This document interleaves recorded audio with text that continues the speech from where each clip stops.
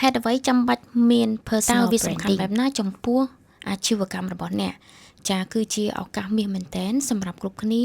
ត្រូវតែមកធ្វើទីផ្សារនៅយុគសម័យថ្មីដែលធ្វើឲ្យជីវិតរបស់យើងពិតជាអាចផ្លាស់ប្ដូរបានเนาะចា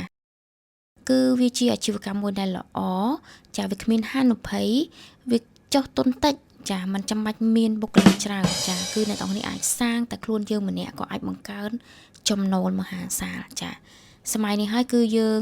ចង់ក្លាយជាម្ចាស់ brand ឬមួយក៏យើងចង់ពង្រីកចំណូលឲ្យបានលឿនហើយដើម្បីបញ្ជូនសេវាកម្មឬក៏ផលិតផលរបស់យើងទៅដល់ដៃអតិថិជនភ្លាមៗអ្នកទាំងនេះត្រូវតែមកដឹងពីវិធីនៃការធ្វើเนาะចាគឺត្រូវមកធ្វើទីផ្សារអនឡាញដែលជាកម្លាំង free សម្រាប់អ្នកទាំងអស់គ្នាមិនចាំបាច់ចំណាយដើមទុនក្នុងការជួល BA ចាគឺអ្នកទាំងអស់គ្នាទទួលបានប្រាក់ចំណេញច្រើនបញ្ញាចង់ប្រាប់អ្នកទាំងអស់គ្នាថាការដែលយើងចេញមកធ្វើអនឡាញគឺវាពិតជាអត់មានអ្វីដែលពិបាកដែលយើងធ្វើមិនកើតនោះទេเนาะចាគឺអ្នកទាំងអស់គ្នាអត់មានចាំបាច់មាន team ច្រើនឬមួយក៏ admin អីទេចាគឺគ្រប់យ៉ាងអ្នកទាំងអស់គ្នាអាចធ្វើដោយខ្លួនឯងបានเนาะចាអញ្ចឹងគាត់បញ្ញាក៏ចង់មកឲ្យអ្នកទាំងអស់គ្នារកនៅចំណុចឈរច្បាស់លាស់ដើម្បីទាញយកចំណុចដែលអ្នកទាំងអស់គ្នាអាចរកប្រាក់ចំណូលបានអាចចេញមកសាង personal branding បានហើយក៏យើងរៀបចំ page របស់យើងឲ្យល្អเนาะចាគឺរៀបចំផែនការទិសដៅរបស់យើងថាតើយើងគួរតែចេញមកសាង branding បែបណាថត clip ចេញមកថត video ចេញមកថត personal branding របស់អ្នកទាំងអស់គ្នាដើម្បីឲ្យគេស្គាល់ឲ្យគេចងចាំនៅក្នុងចិត្តចាអញ្ចឹងអ្នកទាំងអស់គ្នាត្រូវតែចេះបង្កើតលក្ខណៈមួយដែលខុសប្លែកនៃអាជីវកម្មរបស់យើងមិនថាជំនួញបែបណាទេเนาะចាគឺអ្នកទាំងអស់គ្នាអាចយកអាជីវកម្មដែលមានស្រាប់ពង្រីកបន្ថែមនៅលើអនឡាញចាគឺ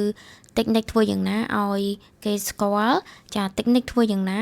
ដើម្បីឲ្យអ្នកទាំងអស់គ្នាមានគូប្រកួតប្រជែងមួយដែលតិចបំផុតចាគឺអ្នកទាំងអស់គ្នាត្រូវតែចេញមកសាងប្រាក់ចំណូលដែលជា style របស់អ្នកទាំងអស់គ្នាเนาะចា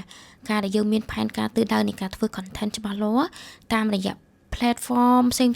គឺអ្នកទាំងអស់គ្នាអាចធ្វើរូបភាពតាមរយៈទូរស័ព្ទដៃចាគឺអ្នកនរគ្នាត្រូវតែដឹងពីវិធីនៃការថត clip កាត់ clip ធ្វើចំណងជើងតាមរយៈទូរស័ព្ទដៃរបស់យើងចា technique ដែលអាចតែងរូបភាពធ្វើយ៉ាងណាឲ្យលេចធ្លោ